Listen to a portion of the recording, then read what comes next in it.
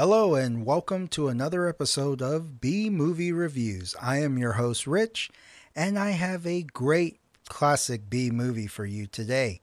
Now, some great movies come along once in a lifetime. This isn't one of those movies. I am going to be reviewing today for you Attack of the Killer Tomatoes! Attack of the Killer Tomatoes! They'll beat you, bash you, squish you, mash you, chew you up for brunch, and finish you off for dinner or lunch. Okay.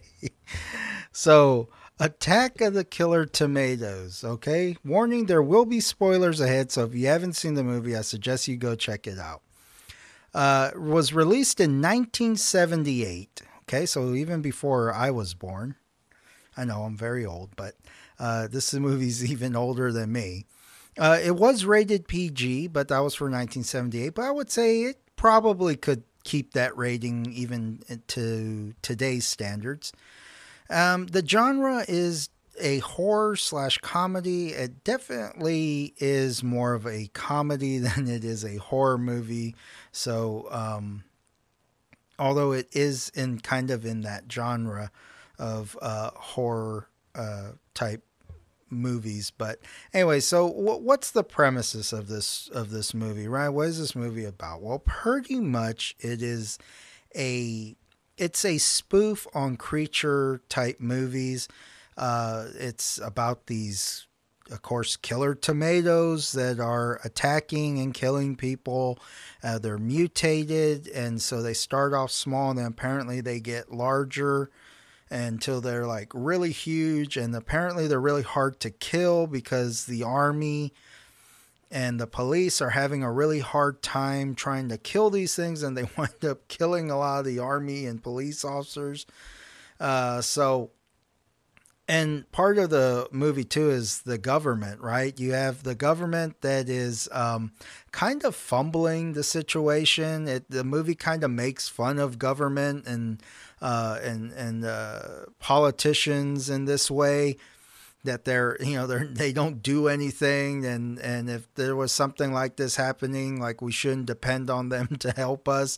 And then they're of course covering up because there's an antagonist character, which is the press secretary, and at first you don't really think he's an antagonist character. Then it's not until later in the movie that you discover that he's actually a bad guy, and that he wants to try and control the tomatoes in some way, and apparently he's trying to kill Mason Dixon, who is the leader of this task force who's been tasked to gather intelligence on the tomatoes and try and find a way to stop them. Okay, so all this is going on, right? And the humans are actually kind of losing this battle, because, like I said, apparently when the tomatoes get to a certain size, they become really hard to kill. And it's not until Mason Dixon discovers the ray of sunshine that can save the human race. And that is a song called Puberty Love. Apparently it's this big hit that's going on right now in the country. And if you play this song, it affects the tomatoes negatively, and it actually shrinks them back down to a normal size. So in the end of the movie, there's like this big last battle in San Diego, and they're all gathered around, right? Captain Finbar gathers all the people that are left in the city. And apparently they're all just nut jobs that are left in the city. And they play this song over a PA in a baseball stadium. And the tomatoes start going crazy, and then they shrink down, and everyone starts going and smashing the shit out of them. So it definitely is goofy screwball kind of movie. Like I said, it's really not a horror movie, but they are making fun of like creature. Like think of movies like Empire of the Ants or Tarantula. You know, movies like that. That's kind of what the this movie is making fun of, right? But, you know, here's the thing that this movie's become very popular and it's become a cult classic. And they even still have showings of this movie like at the Alamo Drafthouse, just like they do with like Killer Clowns from Outer Space. They have one for this too. And if you get a chance to go and see this movie in the theater, I definitely would suggest it because it is a different experience than kind of watching it by yourself. But what does this movie really entail? How does this move? Why is this movie a B movie, right? Well, there are a lot of things go into making a B movie. One is definitely the budget. Most B movies are definitely low budget.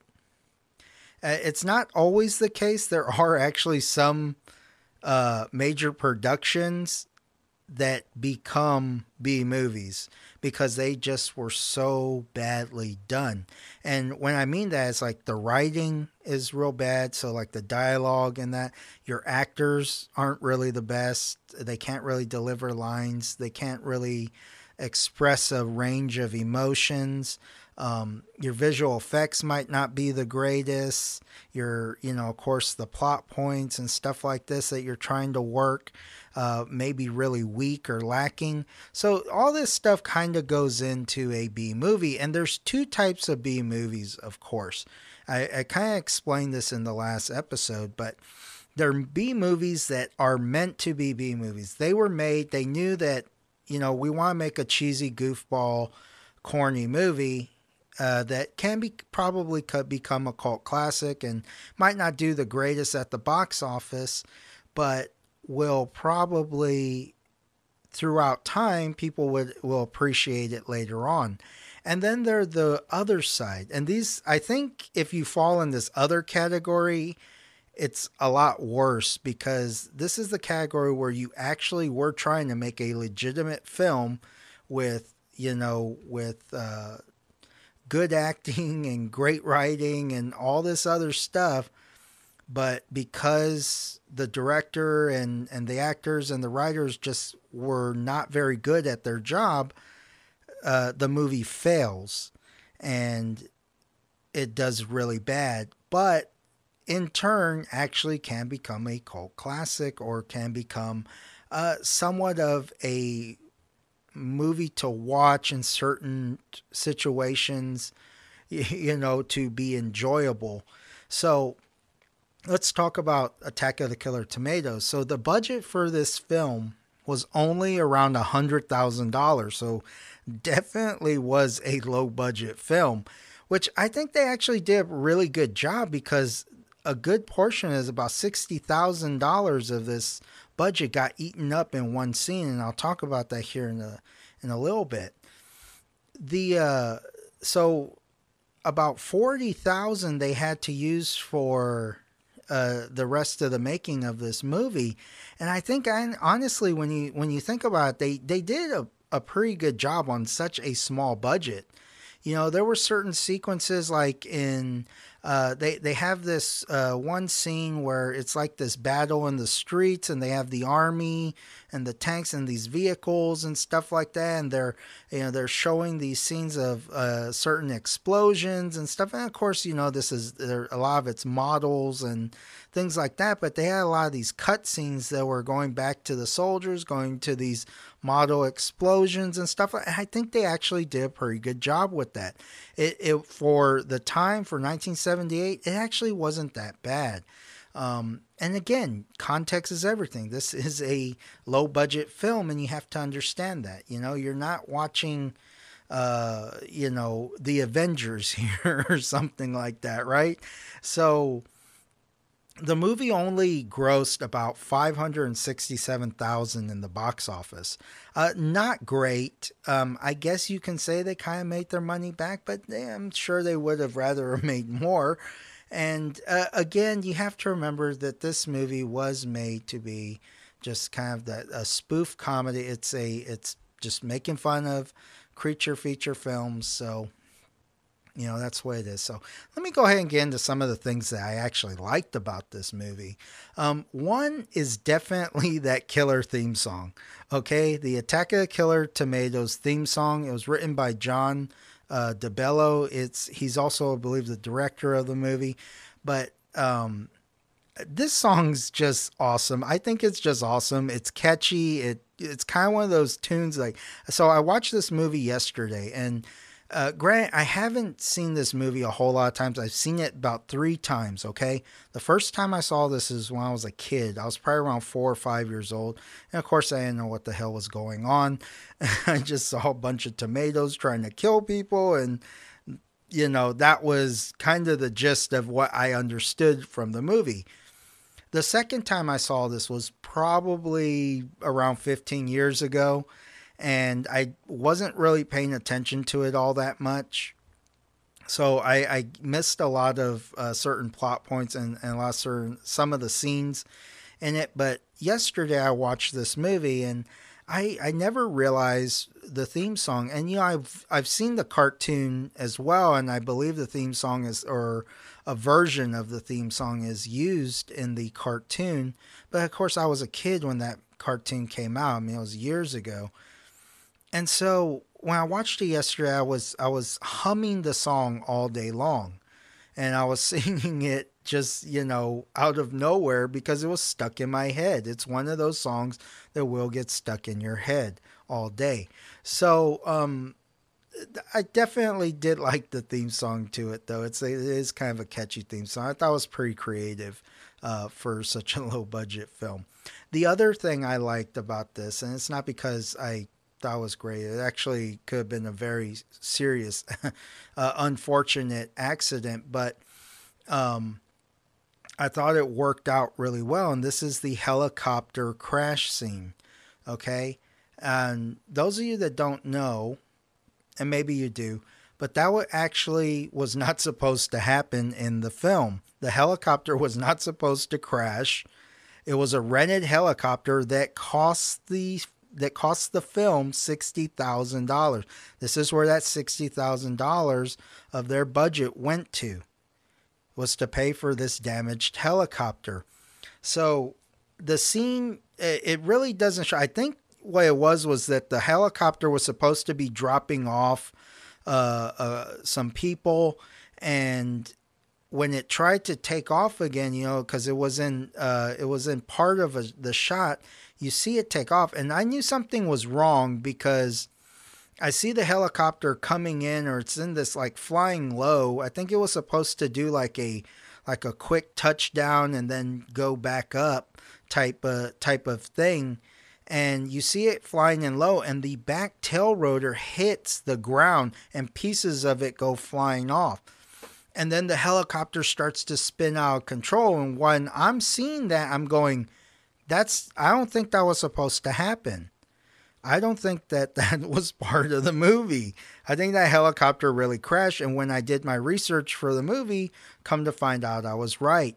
And so it actually was kind of a dangerous scene because the pilot did get hurt, but he wasn't anything serious, thank God. But, and there were some actors standing around and cast members staying around that, almost got hit with propeller blades because it tilts on its side. And of course, the blades on top of the helicopter start cutting into the ground and breaking up and shooting everywhere. So it was an unfortunate scene, and it cost them a lot of money for their budget, but it did actually work out because they caught it on film. And apparently they ad-libbed the characters, and that actually was really good. They ad-libbed the scene after because they wanted to work that in there, and they made it seem like that the tomatoes flew up in the air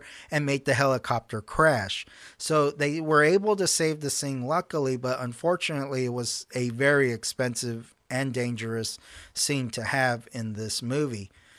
So I just thought that was interesting. That was a little tidbit of information there for you. Okay.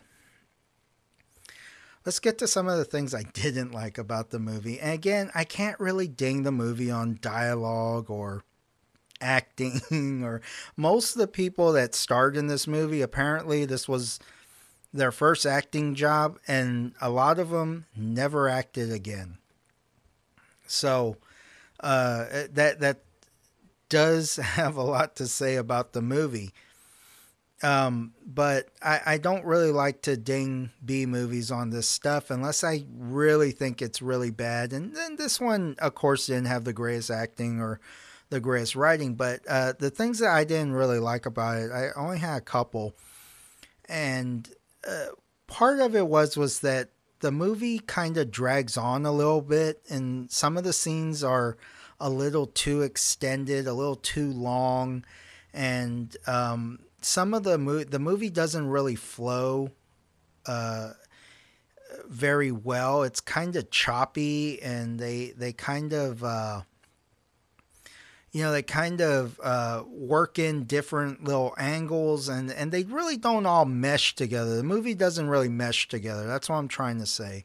I'm kind of butchering, I guess, but the movie just doesn't really flow. It doesn't really mesh well together. It's it's real choppy and kind of here and there and back and forth, and it kind of goes on like this throughout the movie, and it feels like it kind of drags on a little bit. The only thing that really saves is the comedy in the movie, because there are definitely some funny parts in the movie, and I'll get to a few of those here in a little bit. So the other thing I have that I didn't like, but this is more of just a personal type thing, is that it's not really a movie that I suggest you watch by yourself. Although it's entertaining and you probably could find it funny if you watched it by yourself, I think it's way better if you see this movie with other people. And it would just add to a probably more enjoyable experience, because you can watch it with friends. And well, granted, I know it's a little hard right now because right now is the whole Corona thing. Everyone's socially distancing, but eventually, hopefully, when all this is over, you can get together with your friends or family and you can watch a movie like this and just laugh at it and make fun of it if you so choose to. So that's just kind of my take on it, my kind of things I kind of just didn't like or just kind of think a little indifferent on. So let me get into my favorite scenes, and one of my favorite scenes, actually, I got a couple, so I'll talk about the first one. So this is the first scene where Mason Dixon is, somebody's trying to assassinate Mason Dixon. Apparently it's this press secretary. I can't think of his name right now, which I guess kind of terrible, but oh well. He's trying to assassinate, and they open the scene with this, apparently this person pointing a revolver at, like, it looked like he was a fucking mile away, so I expected to hit him. But it's a funny scene because it's supposed to be like that, this exaggerated type thing where the guy's super far away and you're gonna hit him with this little handgun. And so Mason Dixon's walking down the street, right, walking down the sidewalk, and this guy's pointing this gun at him, and he starts blasting rounds. Well, he's hitting everybody else around Mason Dixon besides the guy he's trying to hit. And of course, Mason is just walking oblivious to it all. And I just thought that was pretty funny. It was a kind of that screwball, goofy comedy aspect of the movie. And I just thought that was a pretty funny scene. My next favorite scene was definitely the scene in the small room.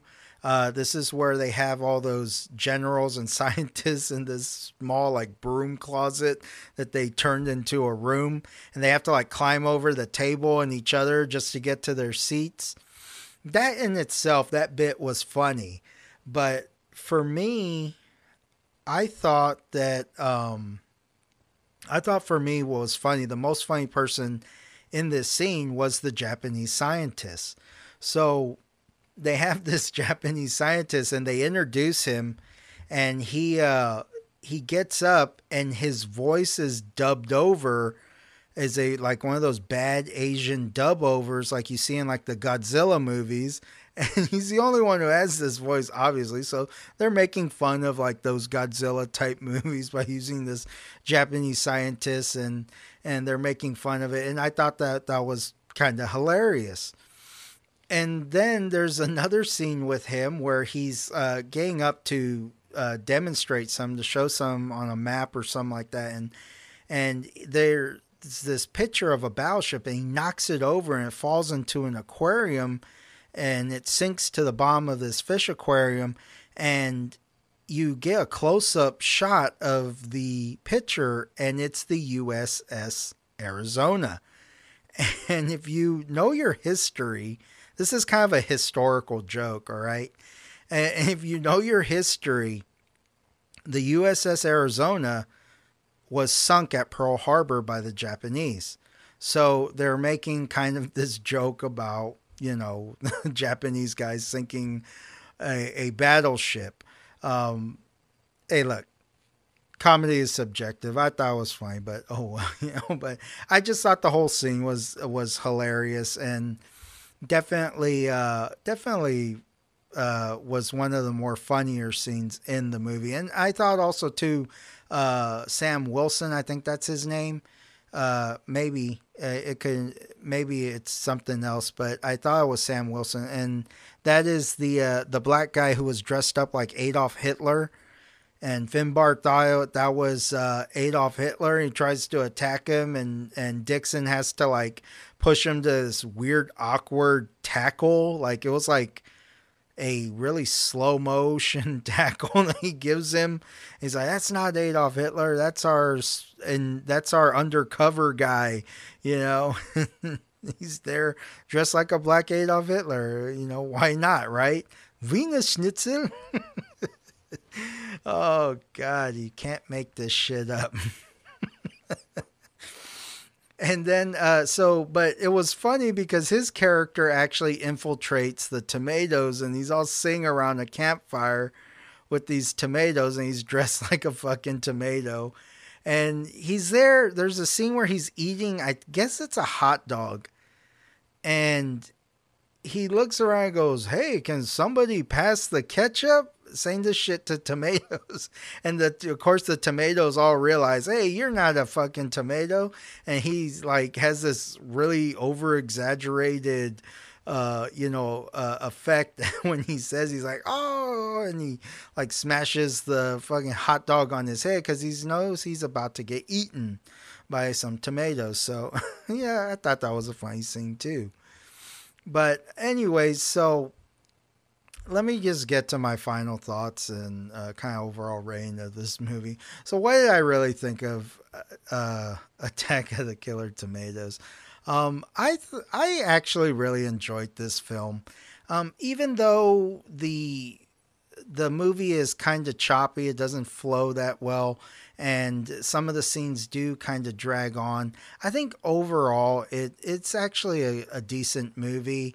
The comedy really does save it, and like I said, if you're going to watch this movie, try to watch it with a group of people. I think it would definitely be more enjoyable that way, and that's why I am going to give Attack of the Killer Tomatoes a 3 out of 5. Now, a 3 is not bad, guys. It's like a C. It's an average rating. It's good. It's not great. It's not excellent, but it's not okay, and it's not total horseshit either. So a 3 is actually pretty good average rating, and a lot of movies, especially B movies, to fall in a 3 category is actually pretty good. So I give it a 3 out of 5, and I think it's even a movie you could show your kids. Maybe if they're a little older, they can understand the concept and explain it. It's a comedy, and it's not really a horror movie. And I don't think it's a movie that's going to give little kids nightmares or anything like that, because the horror aspect of it, again, it's a spoof on horror it's a spoof on horror movies, on creature movies. So it's not it definitely is not presented to be scary at all. Okay, guys, well, that's going to do it for me. I think I have some killer tomatoes knocking down my door, so I'm going to go ahead and sign off here. I just want to thank everyone for listening, and I hope you enjoyed this episode of B Movie Reviews. Take care.